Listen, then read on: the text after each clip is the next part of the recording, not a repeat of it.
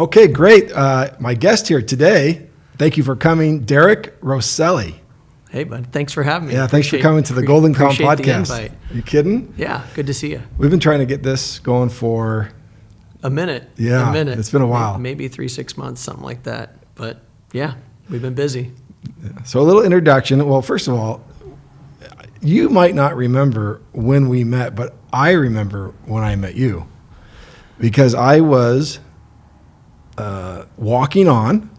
I was a walk-on hopeful to the USC football team. Oh my God! Back in early 1990. This was this was 91 maybe. And I was trying out on the practice field and running around and quickly realizing why they didn't recruit me after I was running around with some of that. Was it because your incredible athletic ability? But you were there, and did you make the team? Unfortunately, I did not. Yeah. I walked on, and I would have been like the fifth string guy, and they were ready to put me on dummy D, I think, because I was a corner in high school as well. So I was a place kicker and a corner. And I think had I decided to stick on it and do it, I wasn't going to be a place kicker. I would have found myself on a tackling dummy and really on the wrong end of a pulling guard. And I just said, nah, not gonna do that. Too much of a time commitment. And at the end of the day, it just, didn't work out. Had a lot of other stuff on the plate. I was playing soccer too. Well, I felt the same way, but when I would see you on campus, I always say to myself, that guy, remember that guy? Him and I, I think we took the same route, which is, you know what, this is just too much. It was a lot. Yeah. It was a lot. And I've got a lot of friends that went through the program, and it was a lot for them too. But much love to them for doing it. I'm a huge fan still, no matter what. Well, fast forward 30 plus years later. Yeah, here we are, still friends. And you got a career at EY that spanned maybe it was about 10 years. And before that, you had a couple of experiences. And I just think I know my audience would love to hear what it's like to work at a Big Five or a Big Four. I guess it used to be a Big Five. Yeah. Arthur Andersen was... It was a long, strange trip. Yeah, no, I spent 9 years at EY. Okay. And before that, 5 years at HP. So two pretty large companies with two very different cultures and very different environments. So the EYs of the world, and I would also clump in, matter of fact, my first question for you is this. So you got EY, let's say you've got Accenture, Deloitte, Bain, McKinsey, Booz Allen, I don't even know. KPMG, PwC. Okay. If you round out the big four, it's really Deloitte, EY, KPMG, and PwC. Okay. Those are the big four. The big four. Undisputed big four. Now, okay. And that used to be the Big Five. Or, even before that Big Eight. Before that Big Eight. So now we're down to okay. So my question for you is, first of all, being an EY associate, is there something in the elevator that you could tell somebody that will differentiate between these four? Or are they really the same with just different people? Or does somebody specialize in one thing or the other? Is that a question that you can even answer? I'd say I'm quite biased in this category, right? Having been at the firm for 9 years and how well they've treated me over the years. I'd say this. The Big Four in and of themselves do have differentiated practices where they might struggle in certain areas or thrive in other areas. For example, audit practice in, say, San Diego is heavy in life sciences and biotech. And in Orange County, we may be heavier in, say, real estate and life sciences or some emerging growth and technology companies. As the industries change, sometimes the practices morph into being stronger in those areas. And so if you're talking about audit in certain markets or tax in certain markets, you might have a differentiation where you say, hey, Deloitte's just better at consulting in this particular area, or EY is stronger in audit in this particular area, for example. So I'd say this, when I'm on an elevator talking to somebody, I say you buy the people that you're providing the service with at the end of the day. And so if you trust those people, those are the ones that you want to hire. That's what I'd say is the differentiator. It's all about the people. And your comfort and your feeling on, are they the ones to do the work for you? And if you hired them, are they going to be performing that work, not only with the white glove treatment, but that you would refer them to a friend? That's a terrific answer. So you boil it all down, because most of the EY clients, I think of them as very big clients. Typically we large at Goldencom, we might have 250 clients, and I bet of the 250 clients, I bet we've got 10 in the Fortune 1000, and the other 95% of them are small to medium-sized business. Yeah. So a small to medium-sized business, we because I'm a small to medium-sized, emphasis on small. I look at EY and Deloitte and I go, whoa, that is some serious brain power. That is some high-level global consulting. How does small to medium-sized business ever leverage someone like an EY? Does that ever happen? Absolutely. Yeah. No, I'd say what happens most often is oftentimes our first at-bat for a smaller, medium-sized or emerging growth company may be something as nuanced as tax for your owners of the business, structuring your company, various types of tax structuring that might be necessary, say, for companies that are operating internationally or have an international distribution or have multi-tiered sort of corporate structures.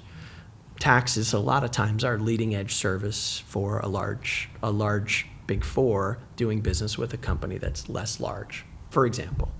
There's a variety of different areas too where we get access to these companies at an earlier stage. For example, our Entrepreneur of the Year program at EY is one of those platforms that we talk to the entrepreneurs at early days, access to the C-suite, CFOs, et cetera, and talk to them about their business and the business issues that they have and what's on the horizon, what's their growth plan, what's their vision, and we help them tell those stories.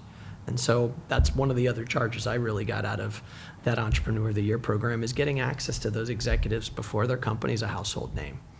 And so that was really cool. That is cool. So you just referred to your EY Entrepreneur of the Year program, which is a program. Yep. Which, if I heard you right, essentially it's looking at people who aren't household names probably yet, but they have serious momentum.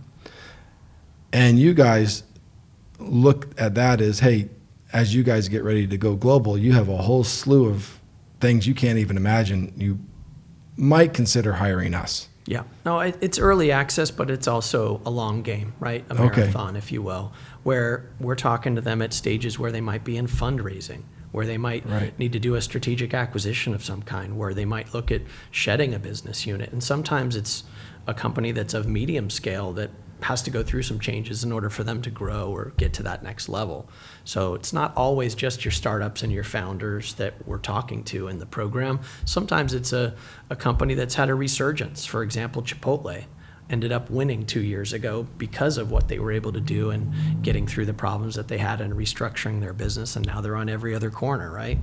So sometimes those companies have a resurgence and they go through the program again or an added time. So it's not just a one-time and done situation. Maybe can you share a company that may have been a finalist or one that you're particularly, let's say, I know you're probably fond of all these people, but... Yeah, I'd say a handful of regional ones that I've been part of interviewing the CEOs or that I've been part of the team supporting over the years. I think one that won last year that was a national finalist that I'm particularly fond of is Vuori.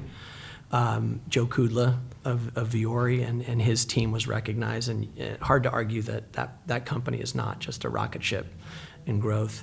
Another one in the recent year that I was involved with was Kajabi out of Irvine Spectrum. Mm-hmm. And that's a company that embraces and helps other entrepreneurs with their businesses, both with online presence as well as marketing and point of sale. So it's another Orange County company here that I was proud to be part of in the last tranche. So when these people, do they apply or they would get recommended? Combination. Mm-hmm. So there's a process where they would apply within the timeline for the applications process, and then they could be nominated by an outside provider, say a real estate company, an insurance company, a law firm, their bank. So people get nominated through a variety of different channels. And EY has no say in who wins the program. We have outside third-party objective judges that will judge the finalists and the regional finalists on their own merit. So EY is not involved in the process beyond just nominations, organizing the meetings, organizing the events, and also just helping tell the stories of these entrepreneurs that are doing great things in the market. Derek, thanks. So I'm still not done because I just think this is neat. Scratching the surface. What are the things that the judges look for? I think that when I think of the judges and I think of the last few years in particular, I think the uniqueness of the business, the vision of a founder or of the current CEO matters a lot. Financial performance, absolutely, no question. Having a strong balance sheet makes a lot of sense. Also, the X factor, I also think, is doing great things from a community standpoint. Creating jobs in the local community, doing philanthropic work where you're helping others. I think that's the X factor in the program, and will definitely garner some helpful kudos and points, I think, to the judges.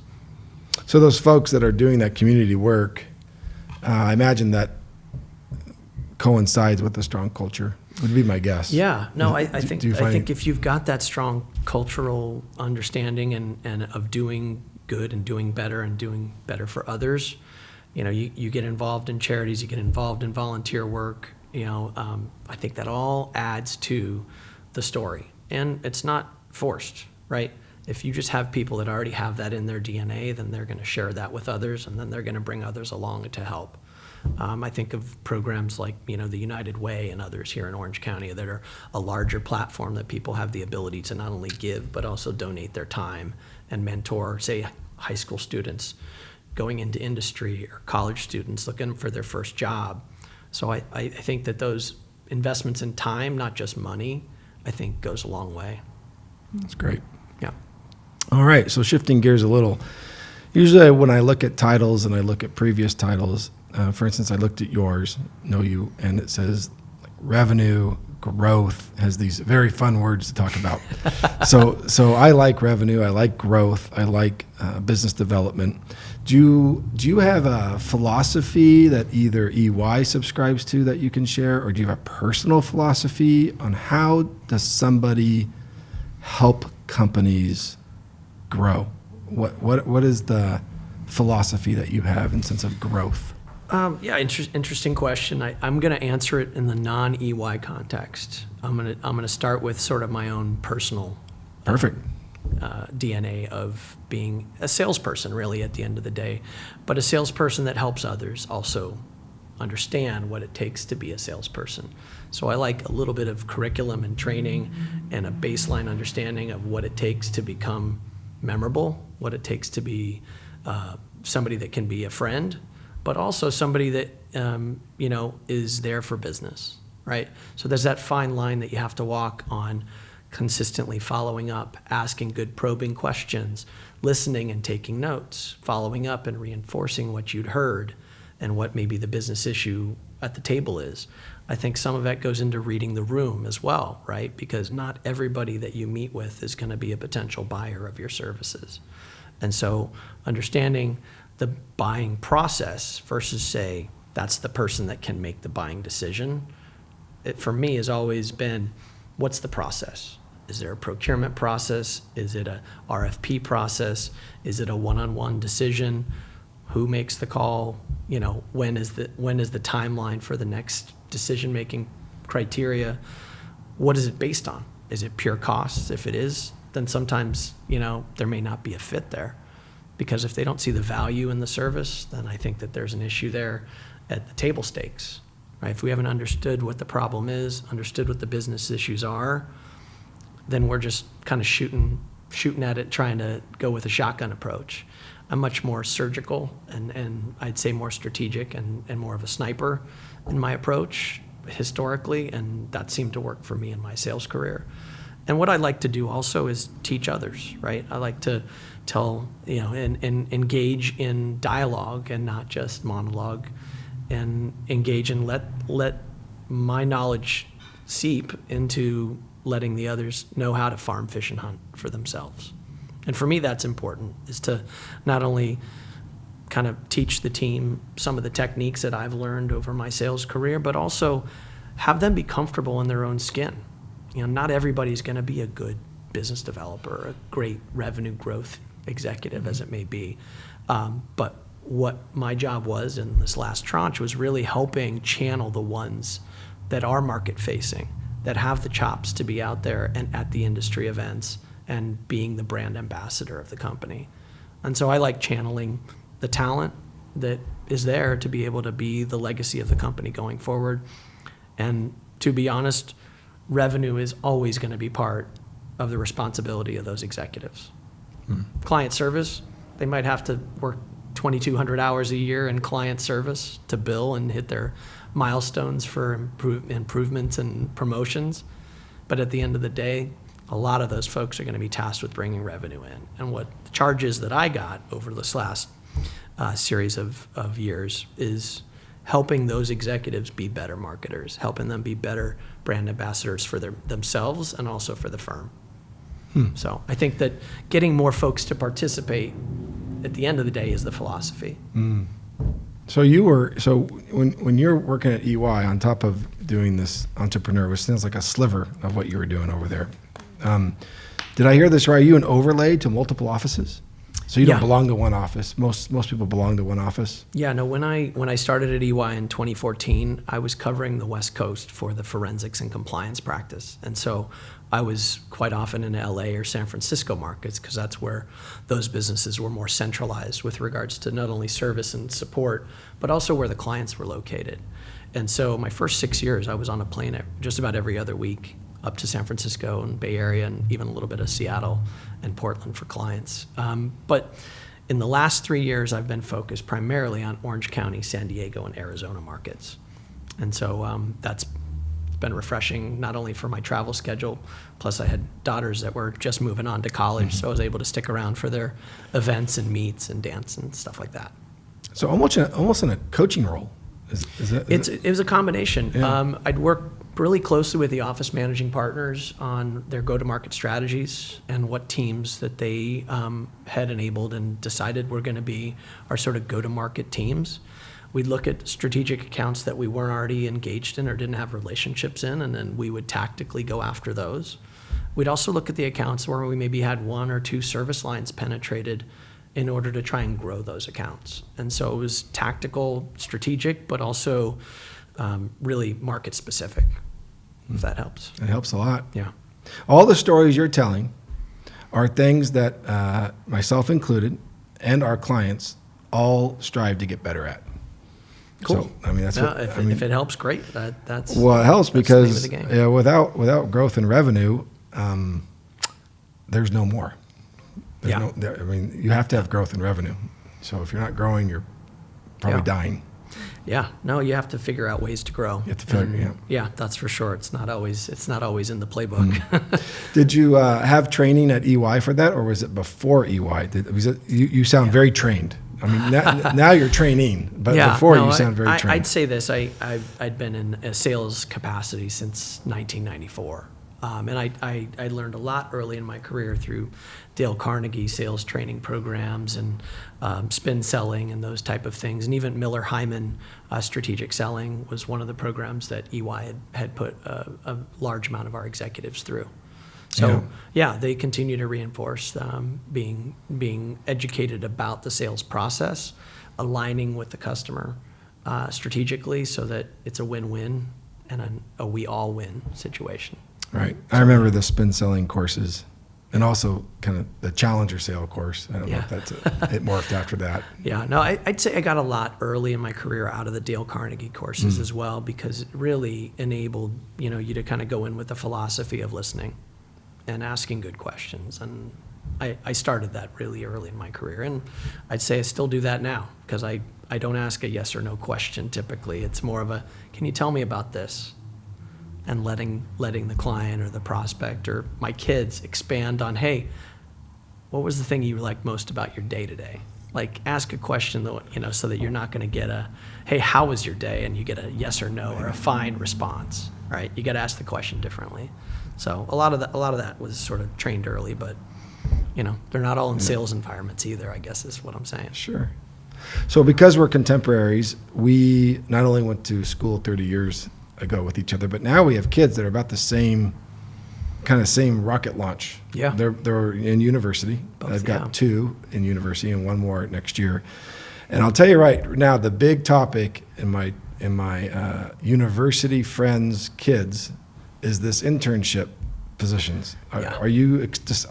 I would imagine that you're getting asked a little bit about, hey, Dad, or hey, Mr. Roselli, can you give me some counsel and advice on this internship?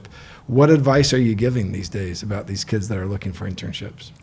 It's a good question. I do a decent amount of mentoring and have been part of that Marshall School CAP mentor program as well. And to be honest, in my position at EY as well, I get asked quite a bit as to, hey, my son or daughter is studying accounting and entrepreneurship. What would be the best path for them? And I obviously offer my time to go sit down with the kids and talk to them about what they're studying and what they like about accounting, what they like about business, and so that make sure that there's a decent fit there before I push them on to the next. But the reality is there are so few getting accepted into those coveted internships these days, and it's so challenging and so competitive because also the universities themselves have become so challenging to get into, especially the California ones, right? So I'd say this, if you find a passion and a why early, great.